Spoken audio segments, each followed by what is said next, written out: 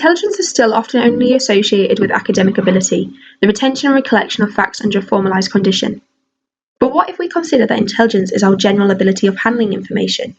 This new definition incorporates whole-minded thinking, including subconscious processing, promoting the idea that it is a process of generating ideas, this being creative thinking.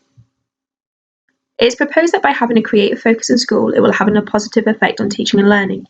Studies conclude that outstanding schools foster a climate that values creative teaching. Remember, any ordinary person can be creative. It's in fact our creativity that allows us to handle everyday situations, this being the ability to recognise and solve problems.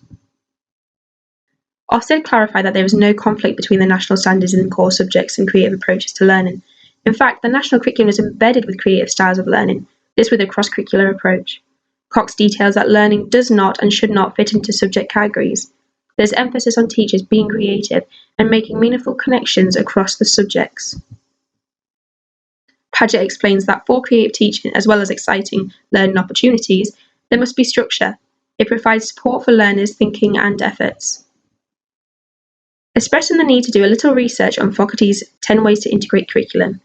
Here details 10 models that give school faculties a solid foundation for designing curriculums that help with their students, making valuable connections whilst learning. The example featured today is the web curricular approach. The web curricular is a thematic approach to integrate subject matter. A theme is selected to form the base of the curriculum, and each discipline can then address the theme as appropriate. So let's put this into practice. Concentrating on Year 5s, we know that in mathematics, pupils should develop their ability to solve a wider range of problems, shown through the national curriculum objectives below. Teachers should continue to emphasise pupils' enjoyment and understanding of language, especially vocabulary, to support their reading and writing. After identifying and prioritising the children's needs, we should look at the whole picture. It's that time of year again, and I have an idea. 'Tis the season for a Christmas fair. This is the theme that will lay the foundations for the web curricula. All children and teachers and families are invited. The children should enjoy the fair, and rightly so, as we are only facilitating the project. That's right, the children will oversee the whole operation. Enterprise is listed as an important theme for developing children's creative thinking and creative development. A government report details the importance of enterprise and how it can be used to promote the personal and intellectual, social, economic development of young students. Back to integrating curriculum. Already children are working towards their objectives through a real-life context. Tick. Children will have the opportunity to develop their financial competence in a real way, working as a group to complete the £5 challenge. They will be given £5 that they must turn into a profit. They will have a stall each at the fair, and they will select from an arts and crafts catalogue what they would like to create and sell. An example being key rings or photo frames. They must demonstrate the ability to budget, calculate the cost of resources, items, total cost to make, selling prices, and therefore profit. A second stand will sell sweet treats that the children can make in school. They will convert a recipe into the appropriate measurements and measure out the ingredients. They could even take a school trip to the local supermarket and buy the ingredients themselves, again working out the price. They can use nets to create 3D boxes for their products.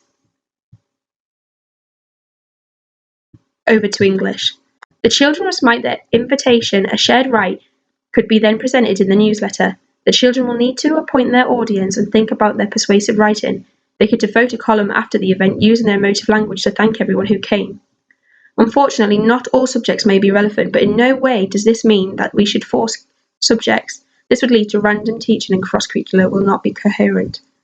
What to look forward to. The webbed approach enables and in fact encourages differentiation. It does not complicate inclusion, and it allows children to be taught and work together. The gap between abilities narrow. It can be structured around children and their needs, and you can make it unique to your class. Not only does it achieve the objective, it develops children's identity and self-esteem. Perfect opportunity for continuous assessment, promoting pupil progression. The school that uses this approach and fuse creativity as a school ethos are said to be succeeding in delivering the national curriculum in ways that benefit their learners' cognitive and social development. Which brings me to the end of the presentation. Remember, creativity is about producing ideas that are unique. Be creative and don't let somebody else do it for you.